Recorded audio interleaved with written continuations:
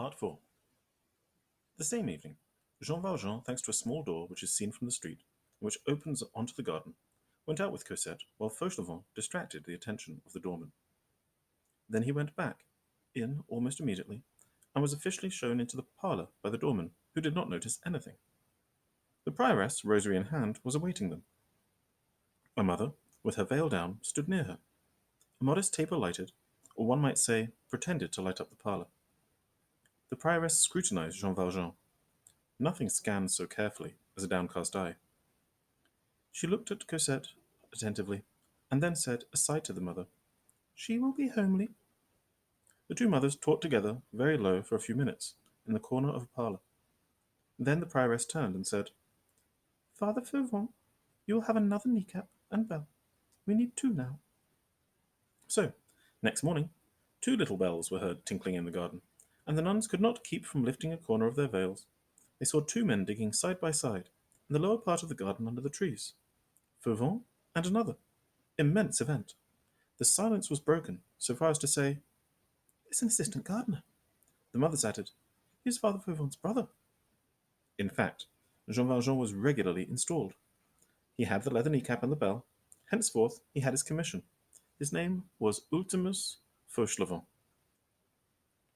The most powerful determining cause of his admission had been the remark of the prioress, "She will be homely." The prioress, having uttered this prediction, immediately took Cosette into her friendship and gave her a place in the school building as a charity pupil. Part 5. Cosette, in becoming a pupil at the convent, had to assume the dress of the schoolgirls. Jean Valjean succeeded in having the garments which she laid aside given to him.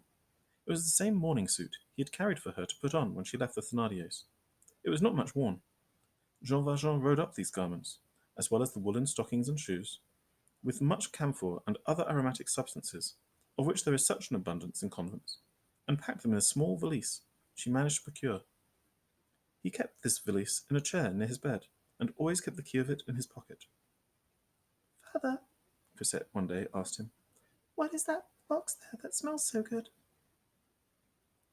A very pleasant life began for him.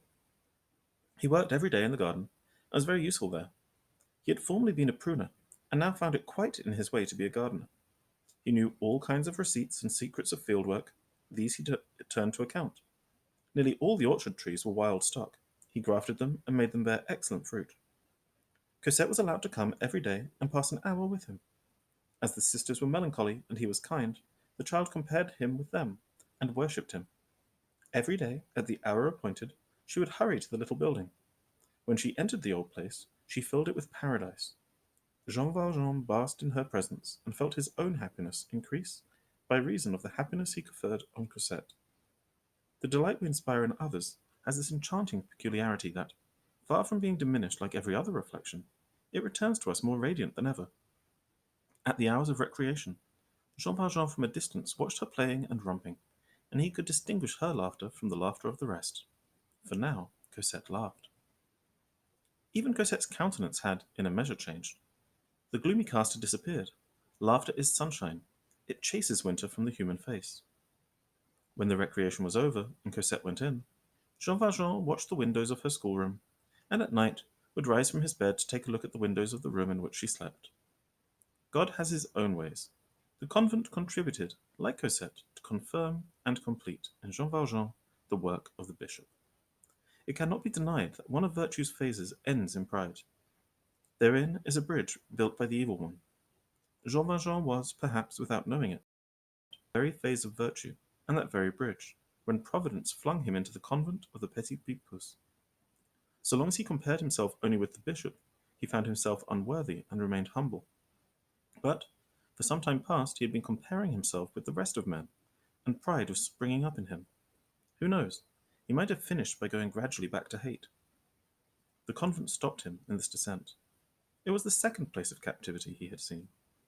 His house also was a prison, and bore dismal resemblance to the other from which he had fled, and yet he had never conceived anything like it. He once more saw gratings, bolts and bars of iron, to shut in whom? Angels. These lofty walls, which he had seen surrounding tigers, he now saw encircling lambs. It was a place of expiation, not of punishment, and yet it was still more austere, more sombre, and more pitiless than the other. These virgins were more harshly bent down than the convents. A harsh, cold blast, the blast that had frozen his youth, careened across that grated moat and manacled the vultures. But a wind still more biting and more cruel beat upon the dove cage. And why? When he thought of these things, all that was in him gave way before this mystery of sublimity. In these meditations pride vanished. He reverted again and again to himself. He felt his own pitiful unworthiness, and often wept. All that had occurred in his existence for the last 6 months led him back toward the holy injunctions of the bishop. Cosette through love, the convent through humility.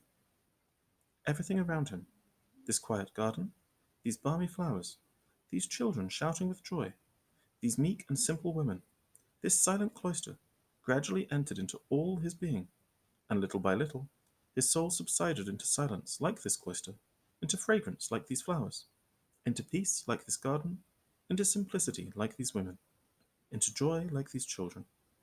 And then he reflected that 2 houses of God had received him in succession at the 2 critical moments of his life. The first, when every door was closed, and human society repelled him.